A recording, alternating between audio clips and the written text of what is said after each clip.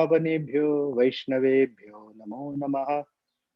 जय श्री कृष्ण चैतन्य प्रभु नित्यानंद श्री अद्वैत गदाधर श्रीवासादि गौर भक्त वृंद।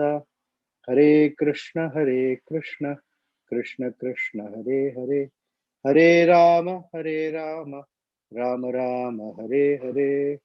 कूजन्तं राम रामेति मधुरं मधुराक्षरम् आरुह्य कविता शाखां वन्दे वाल्मीकिकोकिलं। मनोजवं मारुततुल्यवेगं जितेन्द्रियं बुद्धिमतां वरिष्ठं वातात्मजं वानरयूथमुख्यं श्रीरामदूतं शिरसा नमामि। आपदामपहर्तारं दातारं सर्वसम्पदां लोकाभिरामं श्रीरामं भूयो भूयो नमाम्यहम्।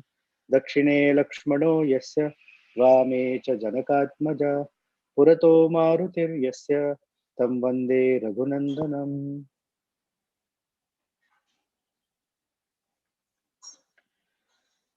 So welcome back. Usually we meet on a Saturday. This particular Saturday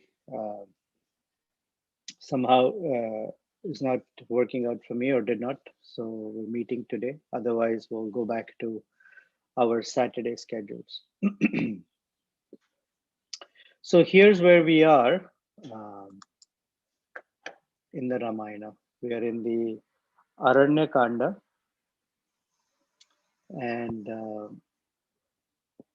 in the Aranya Kanda, we finished chapter 34. And chapter 34 is when Shurpanaka comes and chastises Ravana and insults him in front of all of his ministers and drops a bait that he should actually kidnap Sita as a way of getting back at Ramachandra for unnecessarily killing 14,000 demons in Janasthan, headed by Kharadushana and Trishiras. Obviously, what she reported to Ravana was inaccurate, it was inconsistent, and not the truth at all. Instead of telling him that I, Shurpanaka, wanted to eat away Sita because Ramachandra did not accept my proposal for marriage, and that's when Lakshmana cut off my nose and ears. She didn't mention that. She said, for no reason, they attacked us. So now Ravana,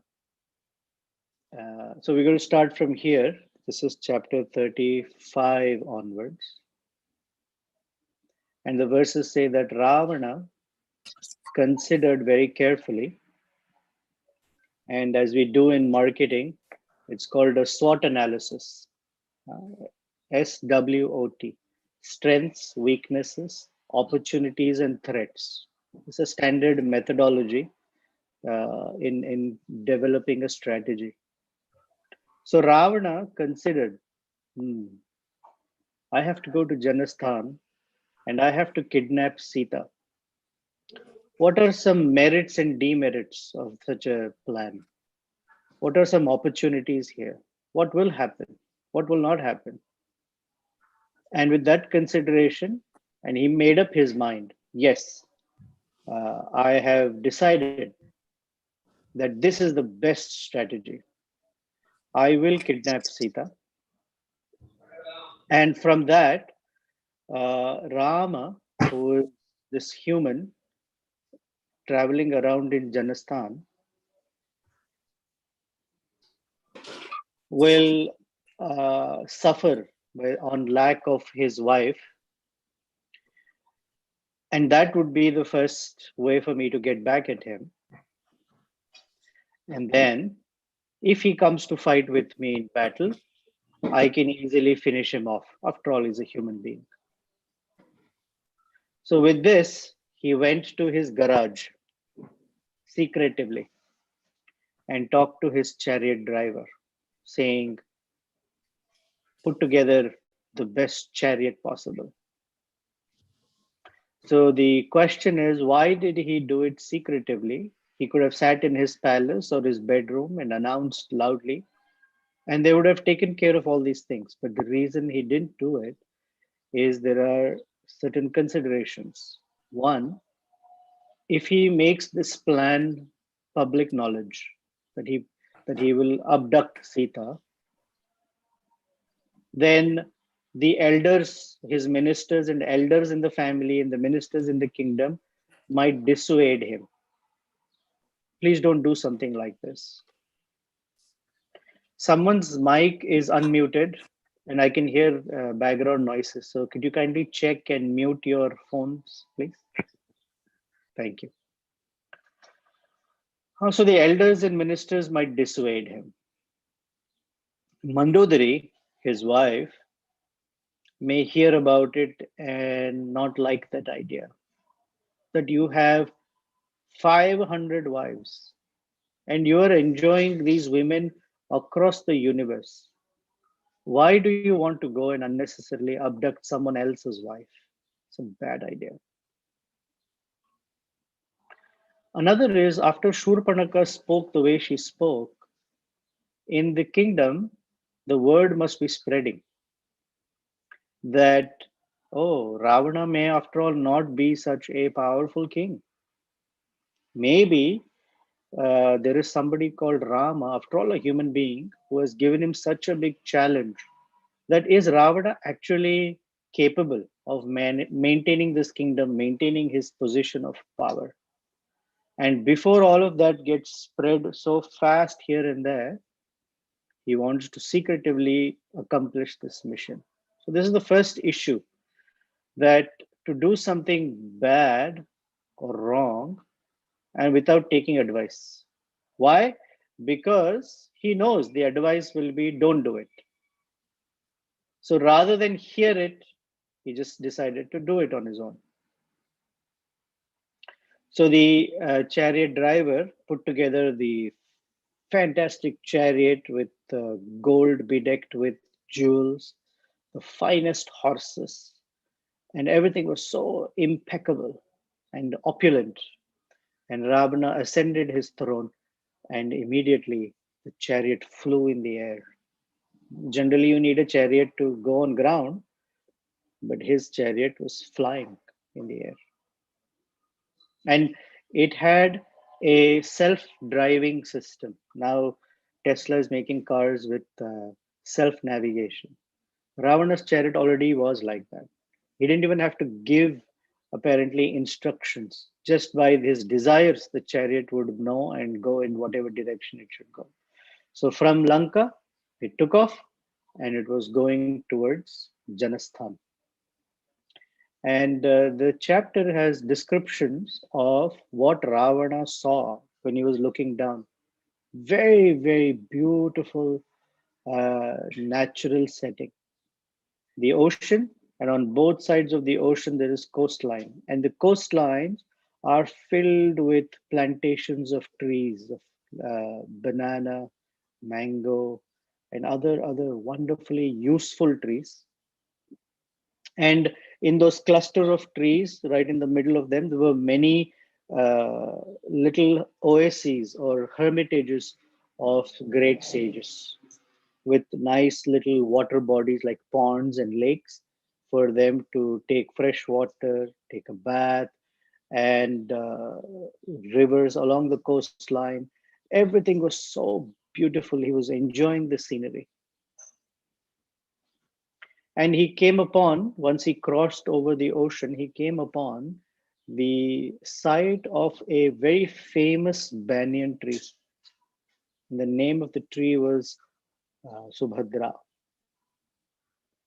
This banyan tree was 100 yojanas wide and massive, and thousands of sages were living in clusters under the tree, taking shelter of the tree and performing their Vedic duties. And he saw the different types of great personalities. They are called the Vaikhanasas, the Valakilyas, and the Mashas, etc., and many more. And when he saw this Subhadra tree, he remembered Garuda. So apparently, in some other Purana, there is the backstory, which is not in the Ramayana, but it's referenced to Garuda and Garuda's great act. And so Ravana is remembering Garuda's great act. So this is what apparently happened. Don't ask me too many questions on this because I don't know the full story. Just from the Acharya's commentary, how much ever detail they have given of the story, that's what I'm relaying to you. Apparently, one time, an elephant and a tortoise had a quarrel.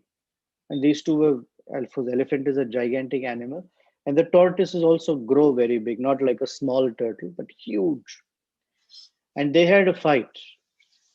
And when Garuda saw this fight, he just didn't like that they were fighting unnecessarily, but they're also very good meal for them, for him. So with his claws and these two heavy beings, he picked them up with his claws so he can go and rest on a tree and eat them. Okay. Please don't ask me. Garuda is a devotee of Vishnu. Why is he eating animals? Uh, you already know the answer.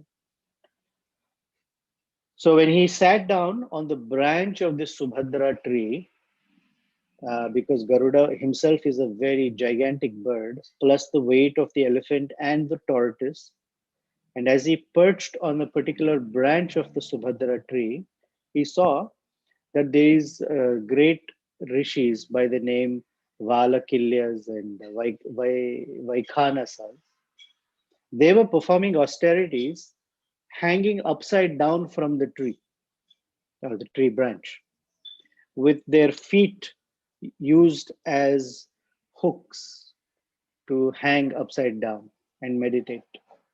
Anyone who knows standing upside down is not easy. Not about balance, but the blood rushing to the head. We can do it as yoga asana. We do shirasasana for some time, and it is healthy. But hanging like that for extended period of time, for hundreds of years, is not easy. The idea is to put the body in distress voluntarily to become realized that I am not this body. And that is tapasya. Um, and they were all hanging. And when Garuda perched on the branch, the entire weight was so intense, it was heavy, that the branch broke and it was falling. And these sages who were hanging from it, their meditation was going to be disturbed. So Garuda very swiftly held the elephant and the tortoise with one set of claws and soon rushed quickly down, picked up the branch as it was falling so that the sages don't get hurt, and flew away with it. And found a particular group of nishadas, hunters, who were not of good character, and dropped the branch on them in a way that the sages were not killed or affected, but the nishadas were.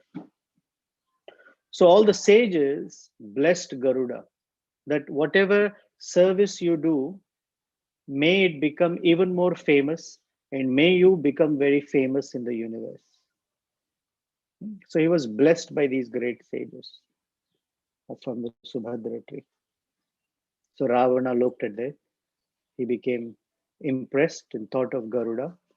But one of the commentators, Maheshwara Tirtha, says he thought about Vishnu's devotee, but somehow did not capture in his head or heads the power of Vishnu. It was just an appreciation for Garuda. And finally reached Maricha's ashram. I'm calling it ashram because Maricha was dressed in tree bark and antelope skin with his hair matted like an ascetic.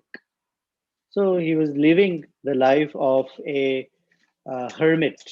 Although he was a Rakshasa, he was living the life of a hermit somewhere near Janasthan. And so Ravana landed right there where Maricha was. So Maricha was surprised to see that the king, Ravana himself, who controls all the three worlds, has come back again. Because previously, when he came with this idea of kidnapping Sita, Maricha sent him back, saying it's a bad idea. You're going to bring about your destruction and the destruction of the entire Rakshasa clan. I don't think it's a good idea at all, Ravana. Go away. So Ravana had gone back, and then Shurpanaka incited him again, so he's come back. So the 35th chapter starts this way. The first verse is where Maricha is asking Ravana, Kachitte kushalam rajan, Lankayam rakshaseswaraha, Kenarthena punah tvam te, Turnam eva iha agataha. Kachit means isn't it? So he's asking, Kachit te rajan, O king, Rakshaseswara, the lord of all the Rakshasas, te Lankayam kushalam kachit. Your Lanka, isn't it safe or isn't it happy? Kushalam. Kena arthena punahatvam. Why? Indeed, what is the reason that you have come back here again? Tvam iha eva iha agataha. What is the reason of your visiting again? And one of the important words there is Turnam. Turnam means very quickly, immediately. So you seem to have come back in a rush. So what is the reason? And we can appreciate the word Turnam from our Shad Goswami Ashtakam that Srinivas Acharya composed about the six Goswamis, Rupa Sanatana, the two Bhattas, the two Raghunaths, Raghunath Bhatta and Raghunath Das, and Jiva Goswami, uh, and Gopal Bhatta Goswami. त्यक्त्वा तूर्णम अशेष मंडलपति श्रेणी. Tyaktva means to reject or to give up. Turnam. Very quickly, the six Goswamis rejected or gave up Mandalapati Shreni, fame that is for great leaders or kings, because they were very famous, they're very accomplished. These people gave up. Tyaktva Turnam Ashesha Mandalapati Shreni. So Turnam means without hesitation, giving up or quickly without hesitation. Not that someone asked them, can you give up? And they thought a lot about it, and then finally made a decision. Turnam. That's the meaning of the word there. So Ravana, he replies. Actually, Maricha, the question that Maricha asks is the last verse of chapter 35. In 36, the chapter begins with Ravana's reply. He says, Maricha, Shruyatam Tata, Vachanam Mama Bhashatah, Artosmi Mama Cha Artasya Bhavan Hi Paramagatihi. Tata means my dear. It's a word of endearment. Tata. Oh, my dear Maricha. Shruyatam Mama Bhashatah Vachanam. Please hear the words that I'm speaking. Artosmi. I am in deep distress. Right? Krishna says in Bhagavad Gita, Chaturvida bhajante imam jana sukritino arjuna. There are four categories of very pious people who come to my shelter. Arto, one who is in distress. Artarthi, one who's in distress because of money. Jigyasu, Gyanicha, and one who's inquisitive, and one who is a Gyani. So Artosmi, I am in deep distress. And Bhavan hi paramagatihi mama artasya. And you are my only shelter. You are my only refuge who can clear me of this distress. Wow, what flattery. I am Ravana, yet you are the only person who can solve my problem. Huh? I do not see anyone else who can help me. Such flattery and such way of prepping Maricha to do his dirty work. Then Ravana goes into explaining. So you know, Maricha, you've been here, that this Janasthan that was governed by great generals of mine, Kharadushana Trishiras, these generals were killed very quickly by one human being called Rama. Not only that, 14,000 of their army that was also decimated, finished by this Rama. And my sister Shurpanaka, her nose and ears were cut off. She was maimed. She was disfigured by Ramachandra. And for what? No good reason. And without any warning, Ramachandra did not utter any words of warning to Karadushna and any of these people. So they were just managing their business in Janasthan. Ramachandra came in and destroyed everything. And who's this Rama? I've heard that actually this Rama has been kicked out of uh, his kingdom by his father. Pita nirastah krudhena sabharyah kshina jivitah. This Ramachandra, along with his wife, was kicked out of Ayodhya because of anger, his father's anger. Pita, Pitra, Nirastaha. Nirastaha means removed or absent. Krudhena, because of anger by his father. So his father angrily kicked him out of Ayodhya along with his wife, Sabharyaha, and Kshina Jivitaha. After all, he has a very short life. Why? He's a human being. Human beings don't live such long. Kshina Jivata. Kshina Jivitaha means also whose life I am going to take away very soon. One who will die quickly. Sahanta tasya sainyasya Ramah Kshatriya Pamsanaha. This Ramachandra has actually uh, destroyed my army. Sainasya Hantaha and Kshatriya Pamsanaha. Kshatriya Pamsana means a Kshatriya who has no good character. It's called an ignoble Kshatriya. He's not a good Kshatriya. And then he says, Ashilaha, Kakarshaha, Tikshno, Murkho, Lubdho, Ajitindriyaha, Tyakta Dharmaha tu Adharmatma, Bhutanam Ahiterataha. This Ramachandra is a bad character. Ashilaha. Sheela means good character. In fact, it is one characteristic of Ramachandra that is extolled by all the acharyas, that Ramachandra is Saushilyam. Remember the very beginning of Ramayana, we talked about Saushilyam or Sushila. So opposite of Sheela, he says Ashilaha. There's no good character. Nothing is good about him. Ashilaha. Kakarshaha. Karkashaha. I'm sorry. Karkashaha means brutal. No, the opposite is gentle. This Ramachandra is brutal. Tikshnaha is very intense. Or Tikshnaha Karkashaha means very intensely brutal. Either way. Murkho,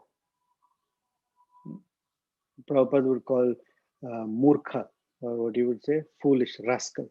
Murkha, unintelligent, very foolish. Why is he foolish? Because he has invited my wrath. He didn't understand that he was fighting with my army. Murkha, Lubdha, very selfish.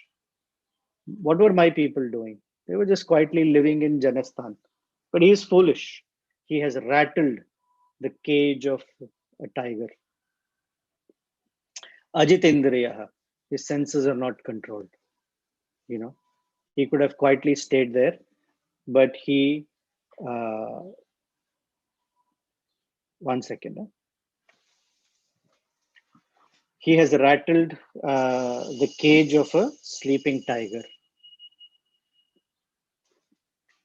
What kind of human being is he? Lubdha, Ajita Indriya, his senses are not controlled. And Tyakta Dharmaha, he has given up his dharmic qualities because Kshatriyas fight according to certain rules or laws. Tyakta Dharmaha, Adharmatma, he is just an embodiment of Adharma.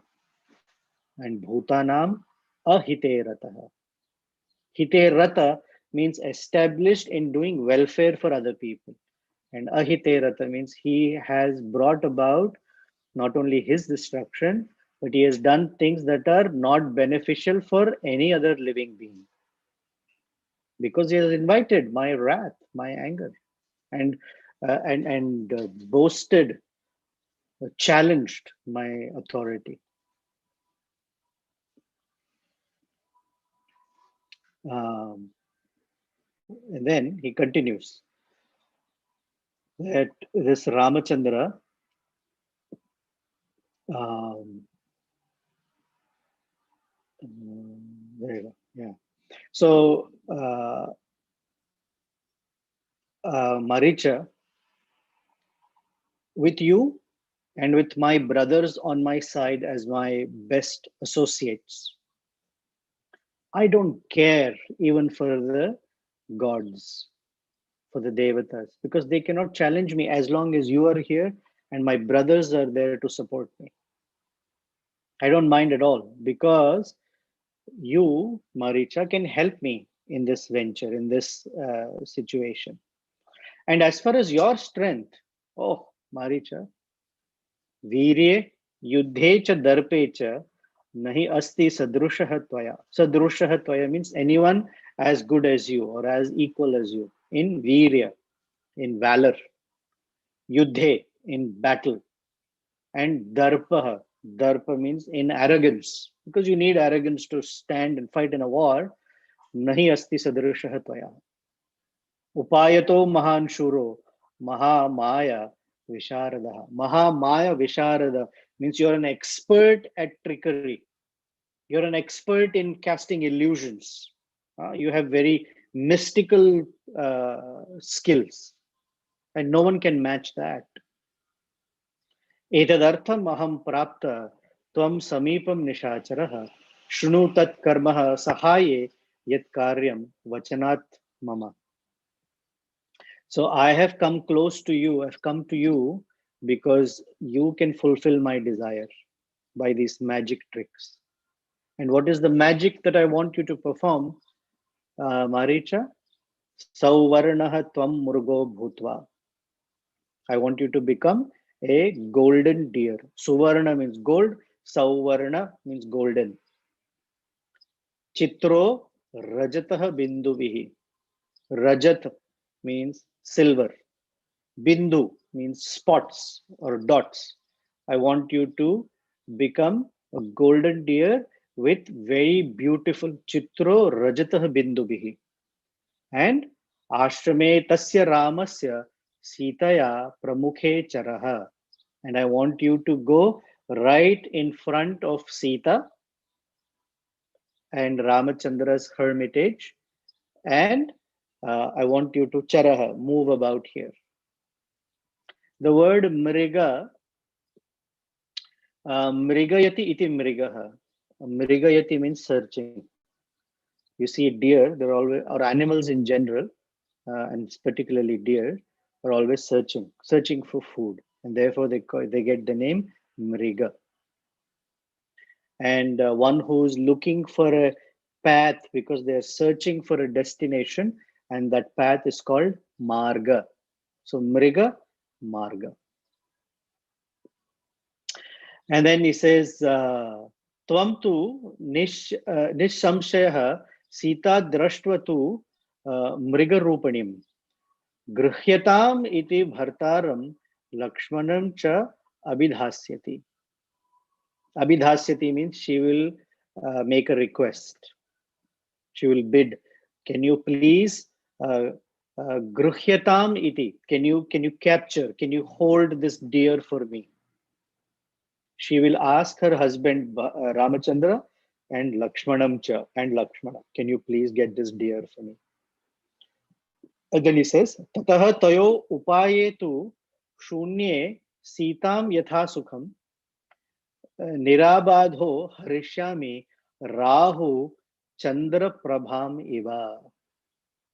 He says, then you will divert upaye through your trick, you will divert Ramachandra and Lakshmana away. Shunye Sita yata. So Sita will be without any protection. And I happily, yatha sukham, nirabadho, without any impediment, harishyami, I will uh, I will kidnap Sita, Rahu Chandra Prabham Iva, just the way Rahu eclipses or covers or takes away the moon. Tatah paschat sukham rame bharya aharanam karshite vistrabdham praharishyami krita arthena antaratmana. Then Ramachandra's happiness will be completely destroyed by the kidnapping of his wife. And very nicely and conveniently, I can fight with him if he comes up against me, because inside he will be very weak and I am very strong. I am also strong because I have Sita, and he will be weak because he doesn't have Sita. So there is a commentator called Maheshwara Tirtha, as I explained to you previously. Maheshwara Tirtha takes these two verses and indicates that actually hidden in this is Ravana, who is Jaya, because of the Jaya Vijaya who were cursed by the four Kumaras. Hidden in this is Jaya speaking. That he says, just as Rahu captures the moon. So what happens is during an eclipse when Rahu covers the moon, according to our Vedic understanding, the Rahu may temporarily hide the moon, right? And the world may not be able to see the moonshine for a while. However, nobody sees Rahu either.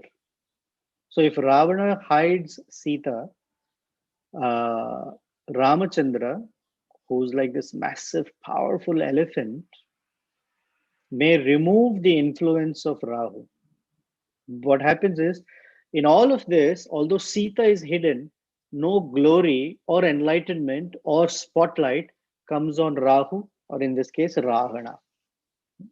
I'm nobody. But Ramachandra will be victorious. So he's saying the literal, not literal, but the translation is of these two verses is meant to say that when I abduct Sita, the wife of this powerful elephant like Ramachandra, my body will get harmed like an eclipsed moon, but my soul will find its eternal desire fulfilled. Yatha sukham. And that sukham actually means moksha. I'll be delivered from the entrapment of this Rakshasa body.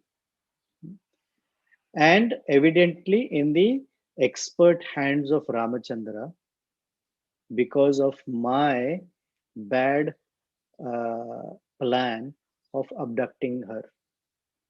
That's what, according to Maheshwara Tirtha, that's the hidden meaning of these two verses.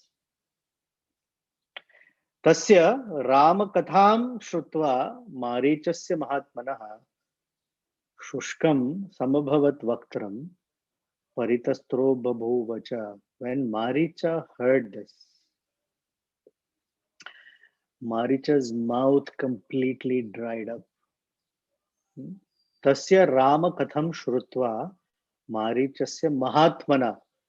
Now, Maricha is a Rakshasa, but Valmiki refers to him as Mahatmanaha. Why? Because in Bhagavad Gita, chapter 7, we hear the definition of a Mahatma. Chapter 9. Mahatmanastu mam partha, 7 only. Mahatmanastu mam partha, daivim prakritim ashritah. Bhajanti ananya manasa gyatva bhutadim avyayam. Chapter 9. I'm so sorry. I'm distracted by 7 or 9 because there is something about Maricha that I'm itching to say. So sorry. So Mahatma is one who has taken shelter of the internal potency, the Divya Shakti of Lord Sri Krishna or Lord Ramachandra, meaning one who is established on the path of bhakti, on the path of spirituality to understand one's own self and one's relationship with the Supreme Lord. Such a person is called Mahatmana. But this guy is a Rakshasa. So why is he a Mahatma? Because he's about to give some advice to Ravana. He says, Shushkam samabhavat vaktram. His mouth became completely dry. And paritrasto bhavu, and he became completely tormented by fear. Because remember, previously he had told Ravana that any word that starts with a ra, rakaradini, any word that starts with a ra, even without hearing the word, when I hear the syllable ra, my body goes into this complete fit of fear because I think the word says Rama. Although you may say Ratna, you may say Ratha. I don't hear the rest of the word. Just the ra reminds me of Rama, and I'm in a fit of fear. And it says, Oshto parihilam shushkau netre animishau iva murt bhuta iva artah to Ravanam samutikshitaha. He dried his lips with his tongue like this because his mouth was dry. He had to speak, and his eyes became big and worrisome, and he was not able to blink. When there is one of the pictures of fear is eyes wide open that you can't blink, because when you blink, your heart, apparently in blinking, the heart is reminded to beat. So when there is fear, people forget to blink, and someone has to calm them down so they can blink, and then they can breathe properly. So he says, Animishai Iva, his eyes, he could not blink in thinking about what danger is about to come about in his life, in Ravana's life, the entire Rakshasa clan, because he was able to foresee what Ravana is about to face off with. Sri Ramachandra. Mrita Bhuta Ivarte, like a person who's about to die. His eyes became struck with fear and wonder. And he says, Saravanam Tastra Vishanna Cheta Mahavane Rama Parakramagya Kritamanjali Tatvam Uvacha Vakyam Hitam Cha Tasmai Hitam Atmanaha Cha. Sir Ravanim Tastra Vishanna Cheta. Maricha's heart completely sank in fear because he knew Mahavane Rama Parakramagya. He knew Ramachandra's valor in the forest, and he with Vishanna Cheta, his mind completely is disturbed. He talked to Ravana with folded hand. Kritamanjalim Tattvam Uvacha. He spoke the truth to Ravana, and these words were beneficial for himself and for Ravana. Hitam cha tasmai hitam atmanaha cha.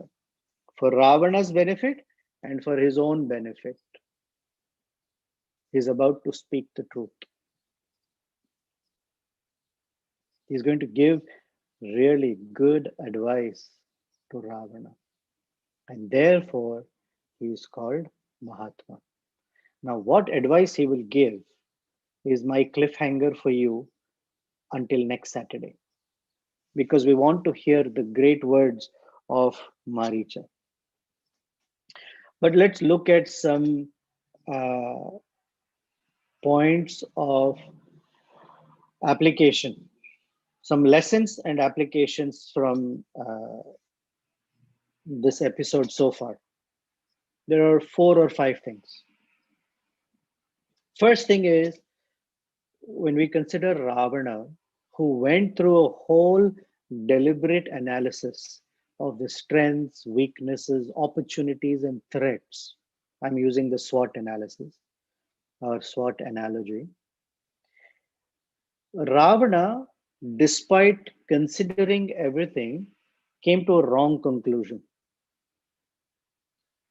And he came to this wrong conclusion because his intelligence was completely clouded by lust.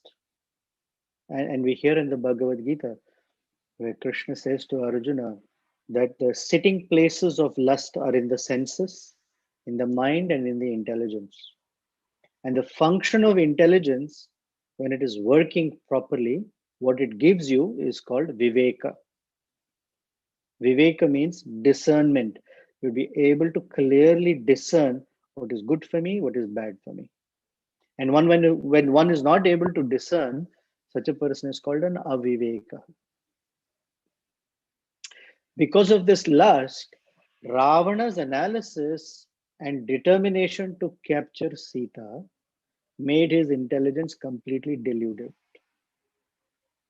And in the second chapter of Bhagavad Gita, Krishna details the 8 steps that one goes through before one does and falls from their condition. They fall into a very miserable condition. So the first step, he says, Dhyayato Vishayan Pumsa. Any human being, when they contemplate on a particular object or outcome, and contemplate means the thinking becomes stronger and stronger. In Ravana's case, I want Sita. That became not only a thought, the thought became a feeling. That feeling became willing. I am going to do this. Dhyayato Vishayan Pumsa. Sanghasteshu upajayate. Upajayate means from that is born sangha, attachment. Not only was it a thought, but now he was desperately attached to that outcome of kidnapping Sita. Sangat sanjayate kamaha. It became lust. From attachment comes lust. Lust means this burning sensation that if I don't get that object or whatever that outcome, I cannot sustain my life. Sangat sanjayate kamaha, kamat krodho vijayate. And from that lust comes anger. In 2 reasons, in 2 ways. One, when that lust does not get fulfilled, one becomes angry, frustrated. Or if anyone gives you advice or gives me advice against such a lusty decision, then I become angry. Why are you like this? You're not my friend. Why are you not supporting what I want to do? Why are all these people giving me such advice? Krodhat bhavati sammoha. And in that anger, behind that anger is the fear of losing or not fulfilling that lusty idea. Krodhat bhavati sammoha, one becomes bewildered. Not only moha, but samyak rupena, sammoha, completely bewildered. They cannot think of anything else. The object is what they're thinking from morning till night, sammoha. Sammohat smriti vibhrama. One loses memory. So Ravana, or Ravana is characterizing any one of us living entities, the memory of previously how we were hurt by following such lusty desires, one, or the memory of my current circumstances, what I have built, what I worked on, everything can get destroyed because I follow a lusty idea. The peril I put myself into, I lose memory of it. Smiti Bhramshat, Buddhi Nashaha. And from that memory, one's intelligence is destroyed. Intelligence is that voice that tells you, hey, not a good idea. It's not good for you. Once Srila Prabhupada was asked, what is the difference between the mind and intelligence? And it seems Prabhupada said that when you walk to the edge of a building or a cliff, and when you look down and you see the precipice, you may have a thought, should I jump? And when the desire says, should I jump? That is the mind. And the intelligence will tell you, don't be a fool. Move back, step back. That is intelligence. But buddhi nasha means any good advice, either coming from inside or from outside. Nasha is destroyed. We don't want to hear it. Buddhi nashat pranashyati. Nashyati means to be destroyed. Buddhi nasha nashyati. Pranashyati means completely falls down into very low mentality. So this is a lesson. It's a warning through Ravana that on a philosophical level we're getting from Ramayana. Second, you see Ravana, he has come to Maricha. Ravana is very powerful, but he has come to Maricha and said, without you, I have no other refuge. You're my only refuge. And look at how much difficulty I am in. He becomes this victim. And what is the victimization? That Ramachandra destroyed my Janasthan and my people, hurt or maimed my sister, killed Khara, like my brother, Dushana, Trishiras, and 14,000 Rakshasas for no reason. I'm such a victim. And by this victim mentality, he wants to gather the support of Maricha. So when one talks and feels like a victim, it invokes pity or sympathy in others, and people want to do something to help the victim. Another lesson is depending upon one's inner environment or inner condition of consciousness, one's picture of reality gets distorted or real. When the heart is, or the intelligence and mind are encrusted with lust, the picture of the world looks different. When a person's heart is encrusted with envy, matsarya, one looks at the world differently. So our worldview depends upon our identity. Although it's the same object there, depending on my consciousness, I see it in one way, someone else will see the same thing in a different way. And that is why there is so much of disagreement, because people look at the same thing and have different views of it. So in actually speaking, the ability to see reality is not in the eyes, but it's in the heart, or we say consciousness.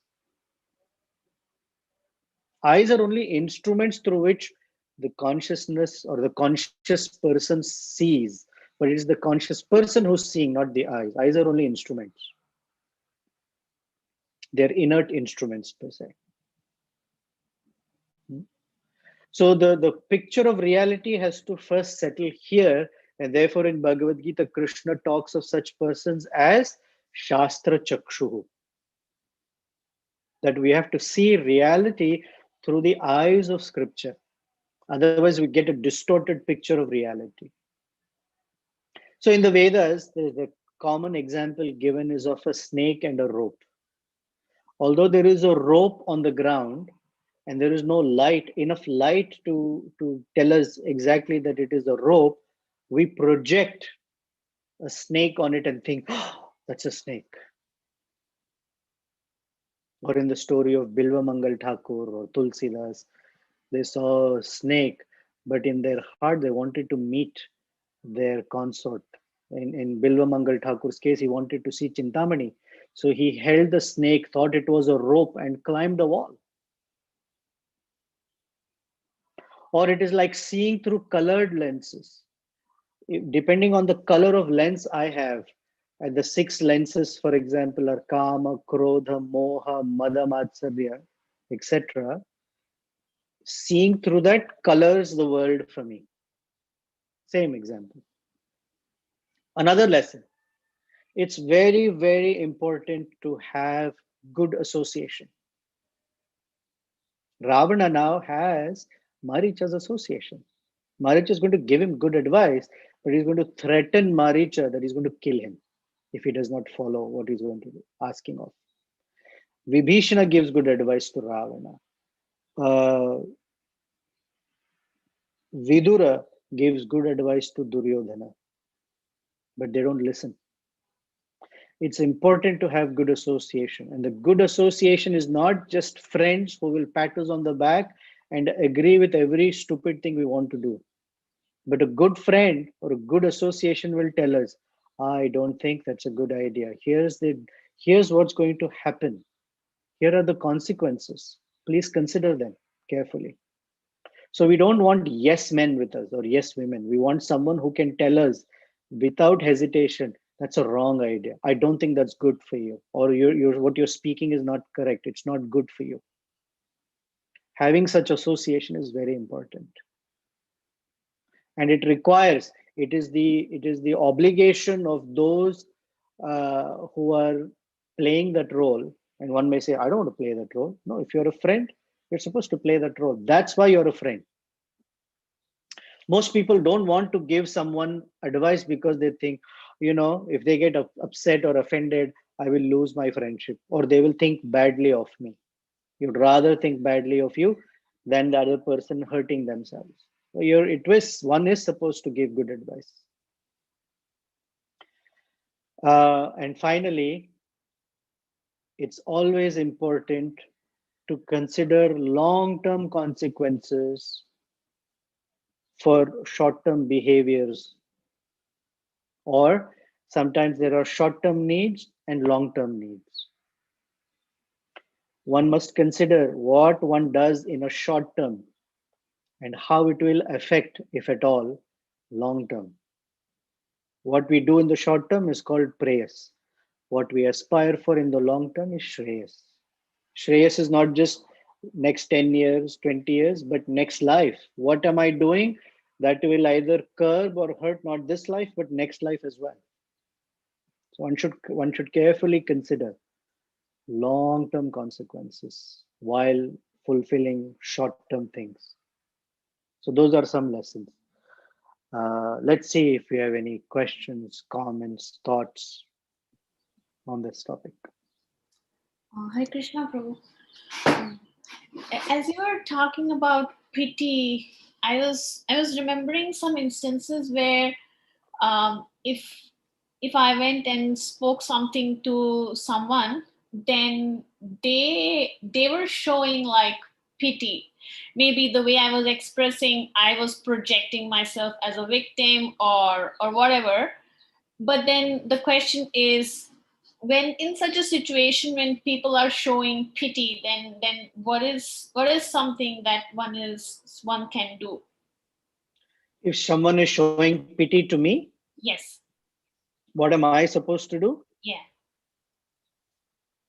Meaning it's not healthy. It generates feelings like irritation, and I especially feel it very awkward to be in such a situation, and then I start to avoid that person in total. Yeah, because there's a difference between pity and empathy. Empathy makes us stronger, makes us feel encouraged.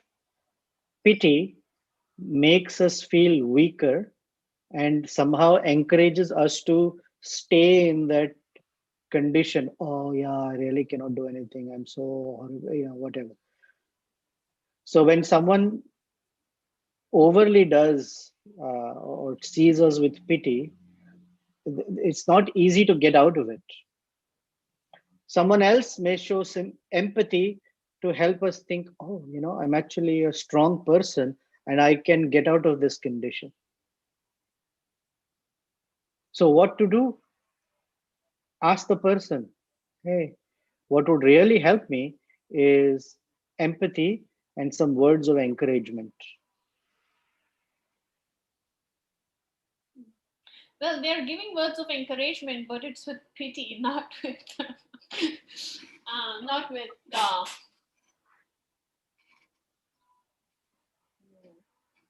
Okay.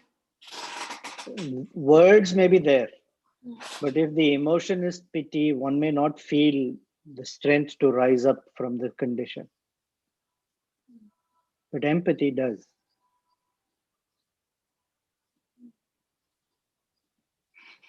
Okay. Thank you. You're welcome. Hare Krishna Prabhu. Hare Krishna. We always hear, right, act at the level of intelligence and not what the mind says. So the people with contaminated consciousness or one who has a bad association, for them, even if they act at the level of intelligence, it may not be right. Correct? Or Yeah, contaminated intelligence, sure. so it's not that anyone acting through the what intelligence says may not be right. Correct. It all depends upon as you said, like, the perspective varies, right? I may see one thing at a different level and you may see. So what we perceive, that's what the intelligence is. Am I right or wrong, Prabhu? Yeah, so when I think I mentioned it, that when intelligence is encrusted with lust, it does not give the right advice. It gives a materialistically good advice. Yeah, you should do it. It's good for you. May not be good for me because my viveka has been distorted. And therefore, good association is important because someone else who's not in the situation may see it very differently and warn us or caution us.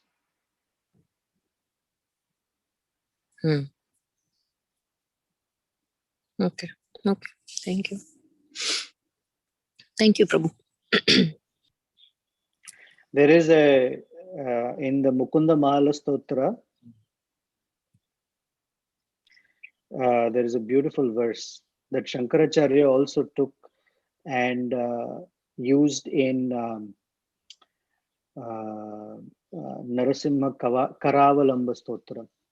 In the Mukunda Mahala Stotra, it says, Andhaschame Hrita Viveka Mahadhanasya Chorer Prabho Balibhir Indriya Namadheyai Mohandhakupa Kuhare Vinipatitasya Devesa Deva Mahi Karavalambam. And Shankaracharya, last line, he says, Lakshmi Narasimha Mamadehi Karavalambam. So, Andhasya me, I have become blinded. Hrita Viveka, my intelligence or Viveka, my ability to discern has been stolen. Hrita Viveka. Mahadhanasya Chorai. And my great wealth has been stolen by the thieves. Balibhir Indriya Namadheyai. By the senses and the mind, who are the thieves, they have stolen my intelligence away. And what have they done?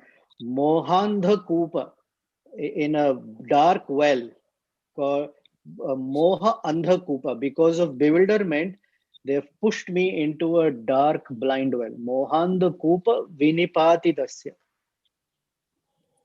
They said, so I have no other way to get out of this. Oh Lakshmi Narasimha, or Lord Vishnu, please extend your hand and pull me out of it. Beautiful. Yeah, so Hare Sadhu Krishna. Sangha is so important. If not, even when, like Prabhupada said, no, if we just stand at the cliff, peek down, and the intelligence will say, okay, jump. One who No, is in the mind will say, what will it feel like to jump? Should I jump? uh, Good intelligence should tell you, step yeah, back. good intelligence. Mm, mm, yeah. Thank you. You're welcome. Hare Krishna, Prabhu. Haribol? Krishna Kumar Das here. How Yes, is brother. that? How is that Ravana was so sure that Mother Sita will ask Lord Ramchandra to capture, or how is that the whole plan? Well, it's part of plan making. He knows that Maricha will be very attracting, and Sita will become attracted to something that's dazzling. It's like going to shopping for a sale. 50% off. Buy one, get one free. Uh, because what does the allurement of material energy is that something wonderful that you're going to get, something glittering, something amazing. It's an old marketing strategy that you allure your customers. And Ramachandra and Lakshmana, because they're in the forest and such a wonderful deer, she will want to have as a pet. And because you are swift, you will take them away. It's a clear, definitive strategy that he knows it's going to work. He wants to try it out. Allurement is not a new strategy. From ages and ages, such allurements are there. And in his mind, they're human beings, and human beings fall prey to allurement very easily. Why does a deer, although looking in the forest for food, when it hears the hunter's music, becomes enchanted? Why does the moth fly towards fire when the fire is going to kill him? It's allurement. Why does the fish bite the worm even when the hook is right there, but it's called a bait? We all fall for baits. Every living entity in this world is called a mriga because we're very vulnerable. We very easily fall for a bait.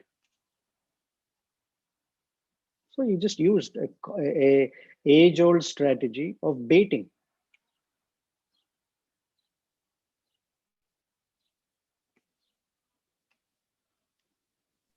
Okay, Prabhu. Hmm.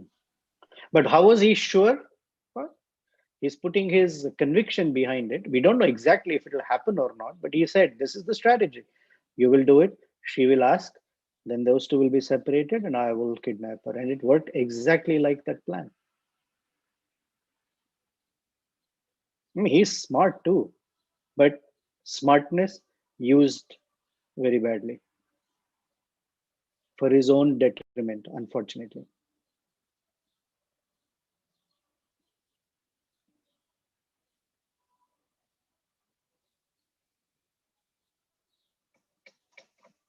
Okay, anything else? Hare Krishna Prabhu.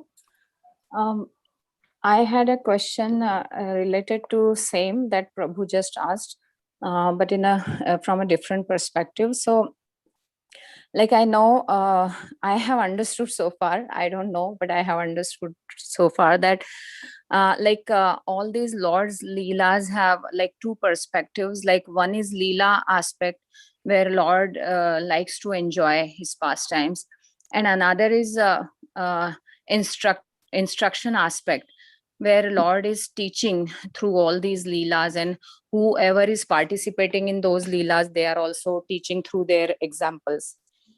But like this fixated thing that Ravana is like planning, and exactly that is happening. So how that gels into this understanding? If my understanding is correct, then how to understand that exactly that thing happening, if, and that too thought by a demoniac personality and done by having the greatest intelligence, Sita Devi. and she's like exactly doing this thing that Ravana was thinking. So how does it, I'm not able to ask properly, but how does it gel into these two understandings that I just said, if they are correct? My answer doesn't change, but the Sri Ramachandra or Lakshmana or any of the other personalities,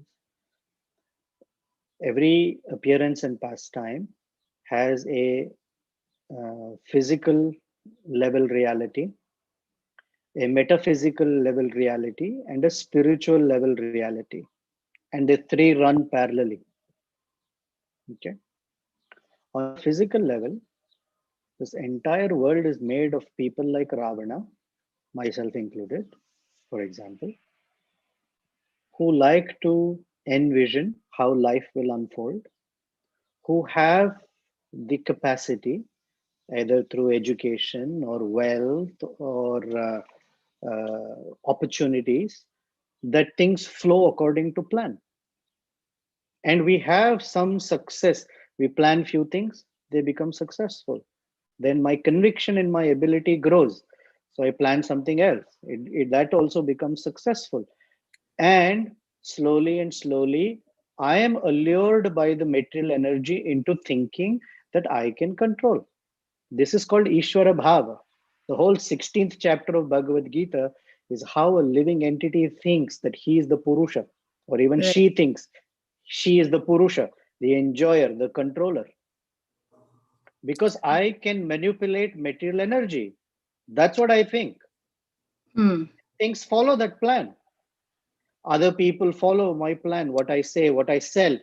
I'm selling a product. People like that product. They ascribe to my strategy in marketing or selling or whatever. They're falling along in that line. So great. This is the allurement. So the question that we have to ask is Sita being allured or is Ravana being allured? Actually, it is Ravana who's being allured into the plan, not Sita. Right. From Ravana's perspective, it looks like Sita, Rama, Lakshmana will fall into his plan. But actual reality is Ravana is falling into their plan. Oh, yes. Yeah. Because from a spiritual perspective, the Supreme Lord's arrangement is such, and through Shurpanaka and all that, that Ravana is a lusty fellow. The little bait that he needs is Sita's beauty. He has not seen, he has just heard of her beauty and has put the entire Rakshasa clan and himself at risk. But he has bitten the bait, not Sita. And part of the baiting is to follow his plan. Right. Then Ravana will think, yes, it's worked for me. So we may think that we are manipulating material energy and she's under my control, but actually it's the other way around. We are under her control and she's baiting us into it. And this is why material energy is very alluring. Right. Right. We are under her control, but we think she's under our control. This is the problem. So just because she allows some things to happen, we should not think that I'm controlling material energy. She's under Krishna's, Mayadhyakshena. Yeah. And we think it is under my Adhyaksha. That's not the case. Right. So see the pastime from where you see, you'll see it differently. So yes, Prabhu, that's very wonderful explanation, Prabhu. I just have a quick follow-up, Prabhu. Like in realm of devotional service also, we may be serving in modes. Definitely, I am actually. So what is the like caution that here also maybe Maya Devi be manipulating and I might be falling vulnerable to certain situations in the controllership mood. So what is the word of caution for such practicing persons? And that was the 5 lessons. One is I will see the world according to the condition of my consciousness. So I need to first clean my consciousness so I can see properly. And my cleaning of consciousness is through Shastra. Therefore, instead of Chakshu, I become Shastra Chakshu. Hmm. That's one. And second, have association who can tell us what you're seeing is not right. Right, right. Yes, Prabhu. You covered that. Yeah, yeah. Sure, Prabhu. Thank you very much. That's very You're helpful. welcome. Final question, and then we need to end. And if you have other questions, let it nicely percolate for a week, and then we can meet on Saturday. But any other questions or comments?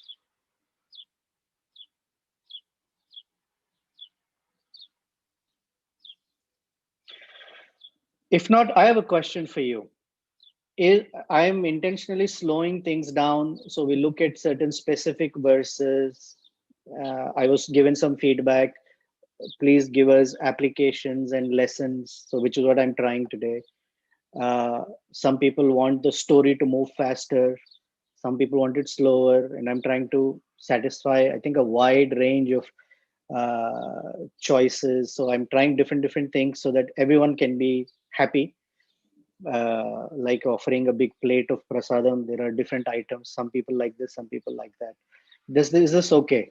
You want me to slow down like this and give explanations, applications, sometimes just the Sanskrit and the meanings. So, according to what I'm studying, I sometimes feel the Sanskrit is beautiful. Some verses are important. Sometimes I'll pause. So, whatever your opinion, please let me know. This is Okay. perfect, Prabhu. Whatever we are doing right now is perfect. Oh, perfect. Great. Okay. Some people like this. Exceptional. Beautiful. Thank you. Thank you. This is so good, Prabhu. Please continue what you're doing. Both combinations. Yeah. I will choose accordingly and decide. Sometimes we just go and happily enjoy the Sanskrit of it. Sometimes the lessons. Sometimes the story moves fast. Like, for example, Ravana flying through and seeing all the different